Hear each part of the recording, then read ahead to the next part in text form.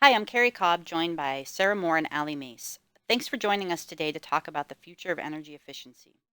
This presentation is part of a project to explore new program ideas and opportunities that we're doing with DNR International and Milepost Consulting.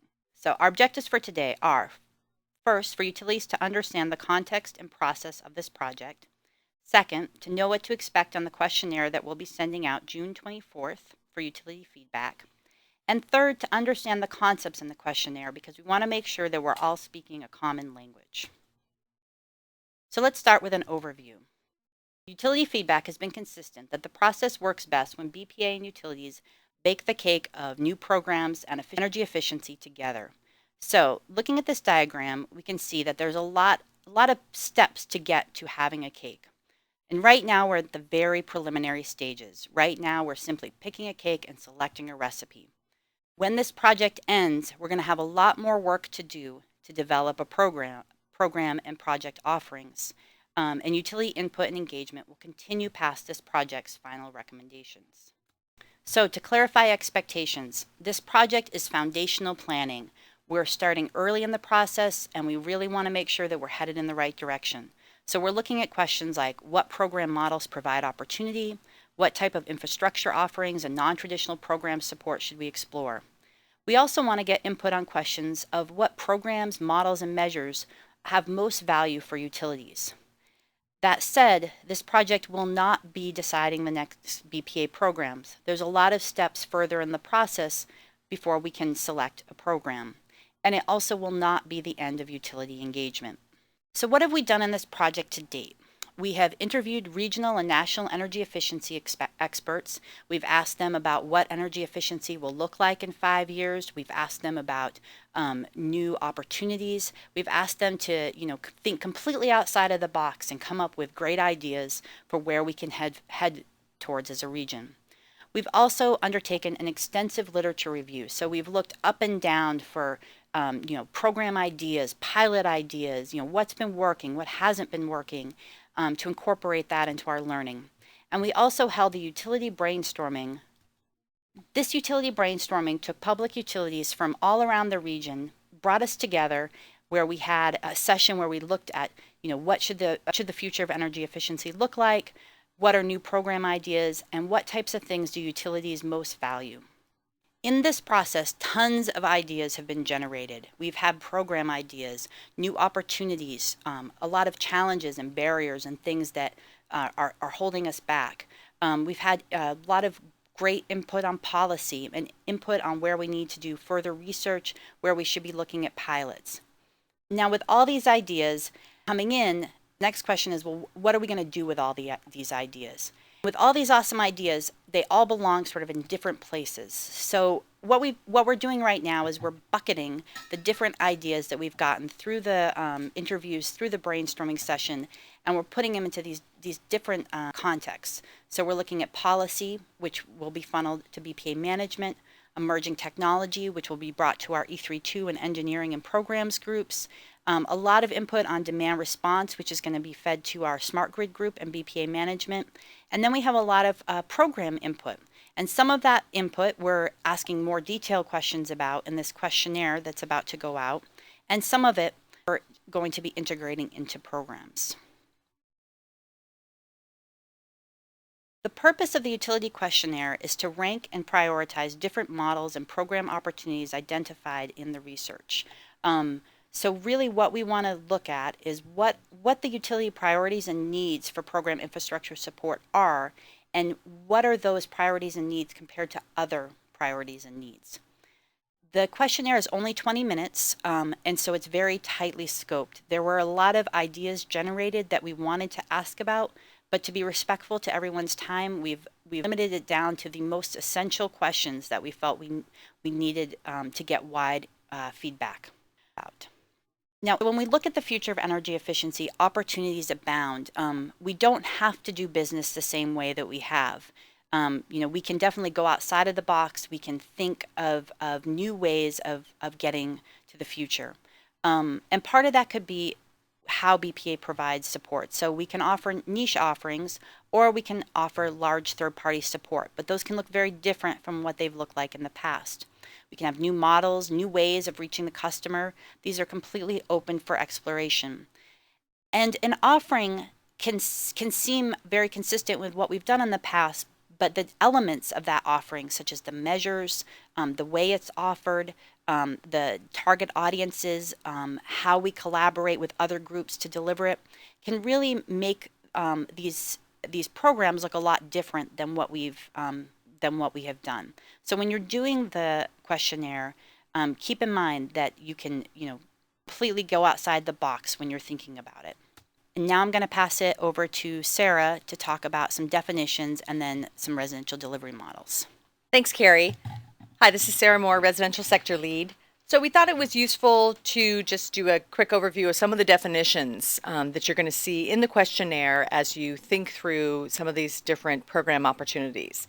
So a market actor is a partner delivering energy efficiency programs. So that might be a lighting trade ally participant.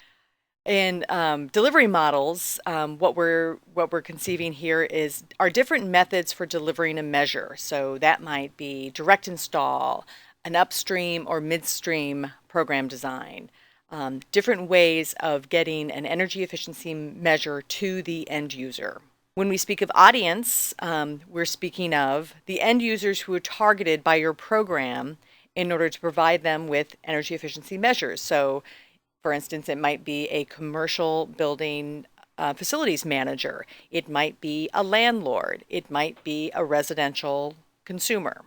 Those are all people who we'd consider the audience. And finally, when we say measure, we mean actually the energy efficiency technology that's delivered through the program to the end user. So like Carrie mentioned, we're going to be asking you for some feedback through this upcoming questionnaire. So I'm going to walk you through some of the residential examples that you might see presented on that questionnaire and just give you some ideas to start thinking about. So when we say direct install, direct install programs provide verifiable installation of energy efficiency measures, and this style of turnkey program usually involves less expensive, easy to install measures, things like CFLs, shower heads, etc. In the past, utilities have also opted to include, maybe other measures or even collect basic energy efficiency characteristics while in the home. They might collect insulation levels, the presence of a second refrigerator, the age of a water heater. And all of that information aids with their conservation potential assessment. So if Bonneville or someone else were to provide regional support for a direct install program model, that support might include, or could include, maybe a step-by-step program plan with best practices and customer recruitment strategies. It might be the development of marketing collateral or the development and training of a contractor network. So those are just some of the ideas of things that we might be able to provide in regional support that you might see on the questionnaire. Home energy audits have been an area that Bonneville utilities have expressed interest in, for years.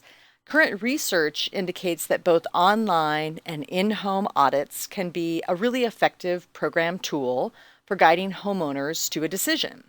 So targeting audits at homes with higher than average energy use might be a tactic for engaging consumers and increasing consumer uptake of energy efficiency improvements.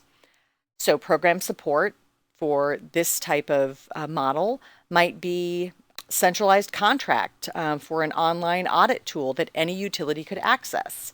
Assistance with building a communication strategy for engaging your residential end users. Maybe something as simple as just summarizing research findings on best practices for how to use audits as an effective tool. Or it might be that step-by-step program plan with thresholds of when to offer an in-home audit. Or maybe it's a project manager to help work directly with utilities on how to use this tool. Another concept that emerged from our research was this idea of competitively contracting program delivery. So instead of spending resources on marketing campaigns that are designed to convince consumers to take some action, there's this other idea of instead of the consumer paying for the work up front and waiting for a utility rebate, the utility might competitively compete a contract for a contractor to go out and actually deliver the program at a flat rate and basically just bill the utility for that work.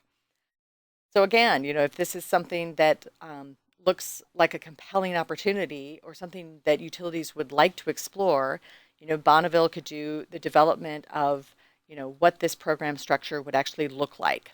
A step-by-step program plan with best practices and customer recruitment strategies, development of marketing collateral, and training of contractors. And those would all be elements of regional support.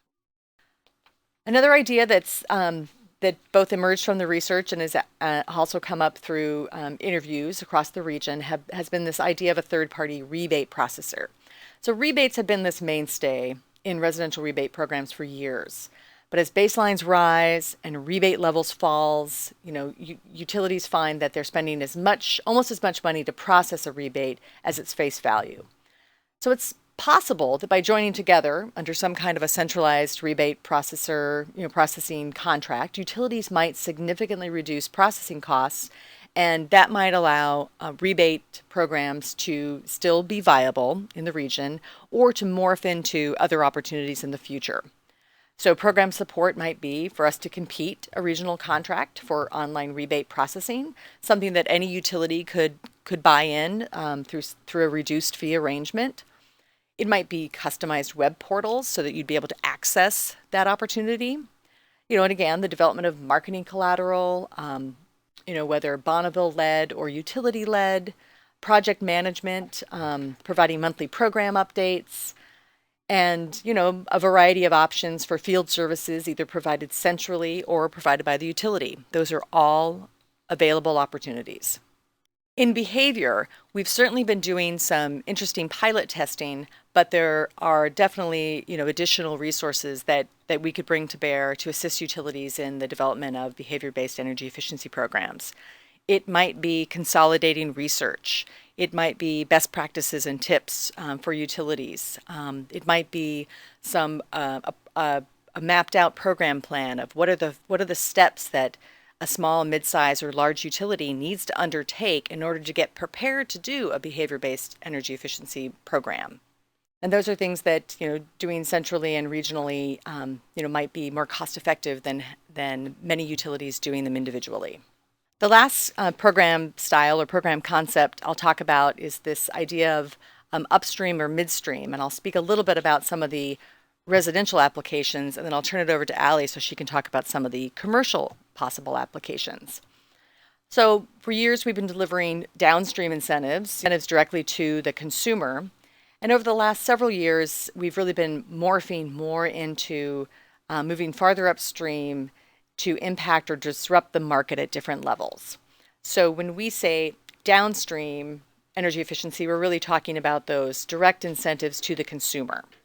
When we say midstream, those are incentives targeted at the retailer or to the contractor, usually with the intention of influencing stocking or sales practices. Some examples might be utility-sponsored price reductions, like markdowns of energy efficiency products, like with CFL programs. Upstream programs usually target the manufacturer, and that's with the intention of influencing the types of products or the volume of certain types of products that the manufacturer is either producing and distributing in the marketplace. And examples include incentives paid to manufacturers to produce, to ship, and to market high-efficiency products like with efficient TVs. Now, a slightly different model is a category lift model, where we actually work to strategically intervene in a market to shift the sales of an entire product category away from lower efficiency product and to promote high efficiency products instead. And that creates more of a lasting shift in product merchandising and, tends to tie into our net market effects or our market transformation activities in the region. So both of those models are applicable in both residential and in commercial. Program support that we might aim for would be, maybe a regional implementer, perhaps some coordination and facilitation of program design and some planning to ensure that all stakeholders are invested, some flexibility in participation levels, field services, either centrally or directed by the utility, and certainly some project management coordination. Because a program model like these require the participation of a lot of players and usually some pretty major retailers or key manufacturers, there's an element of this program structure that really requires broad adoption across a large geographic area in order to be successful. But definitely are program models that I think are interesting to examine, and we're definitely looking for your feedback on the questionnaire. And I'm going to turn things over to Allie so that she can talk a little bit more about commercial. Thank you, Sarah. Hi, this is Allie Mace, Commercial Sector Lead. So I'm going to pick up a little bit where Sarah left off, just talking briefly about upstream and midstream for commercial. I think she covered the basic concepts of this very well, but just wanted to give you a couple of examples of what you might think about in an upstream or midstream commercial program.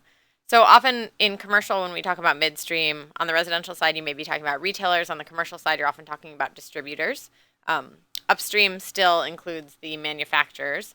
And some of the technologies or measures that we might see in commercial upstream or midstream programs would include lighting measures like low wattage T8s or LEDs, HVAC measures, so that may be high efficiency rooftop units or heat pumps or some of the other measures that are often replaced on fail and harder to get through a customer incentive, as well as some common equipment. Commercial kitchen equipment, for example, may be a good candidate for a further upstream program.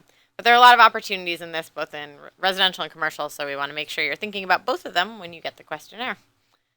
So now I'm going to move on to the sort of strictly commercial programs. So these ideas, similar to the residential, are ideas that came out of the brainstorming session. They came out of the interviews. They've come out of the literature review. Some of the programs that are new or maybe not so new, maybe things that have been around for a while that we're not doing right now. So the first one I'd like to talk about is a pay-for-performance model. And commercial pay-for-performance programs focus on taking a comprehensive whole building approach to efficiency and providing incentives for the savings achieved rather than just for specific technologies installed. These programs usually target larger commercial customers who have significant annual energy use, including buildings like hospitals, universities, maybe large hotels, multifamily buildings, could include retail and supermarkets. And the incentives, like I said, they're paid on a whole building basis, sometimes include incentives for a completion of various milestones. And the kinds of program support and structure that might be included in a pay-for-performance program, there's often a sort of a program enrollment period since the customer is committing to actually doing some efficiency measures, certainly establishing a baseline, developing energy savings plans, and then measuring those energy savings, very important part of that, after each year. And the program could provide things like training of consultants and engineers, review of project baselines and savings verification, as well as the marketing and recruitment of customers. The second program model in commercial, and this one has actually is a secret. It's stealthy. It has 4 different program models included in it. So this is commercial energy management. That is a sort of umbrella topic. Within the questionnaire, you'll see that we ask about preferences for 4 different types of these programs. So I'm going to give you a little bit of a quick overview of each of these types. So the first is a strategic energy management approach. So this would be they're typically targeted for larger customers. It's a program structure that works with large customers with multiple facilities. Incentives are typically paid per kilowatt hour for annual savings and possibly over multiple years. And it's a really high-touch engagement program. So strategic energy management programs generally focus on engaging participants, really coaching them and training them. Lots of on-site coaching and auditing, team building to help them build an internal energy team, and elevate the importance of energy conservation to executive sponsors. And a program around this might provide support in all of these areas, so customer training, on-site coaching and audits, support for strategy and management like developing policies, as well as the actual technical assistance to establish the baselines and measure energy savings. The second category of energy management program is a resource conservation manager approach. This, again, is typically for commercial customers with multiple buildings, like a portfolio or a campus of facilities. For example, school districts or universities are maybe good candidates. And the incentives often involve a combination of salary support for the resource conservation manager, often referred to as an RCM, and payments per kilowatt hour for realized savings. And the goal here is to have the customer really hire the resource conservation manager, and becomes that person's job to generate savings through projects in operations and maintenance, perhaps some behavioral projects, as well as championing capital improvement projects. And program support may include program design assistance, assistance with hiring and contracting an RCM, developing baselines, RCM training, as well as improved metering or energy information systems to track energy use. The third type of program we'll cover in energy management is a low-cost energy management approach for small to medium customers. This is really a much lower touch version of a program, focusing on using an energy information system to provide information and help the participants benchmark and monitor energy use. The program would then work with the customers to identify ideas through basic audits or self-audits, including operations and maintenance and capital opportunities.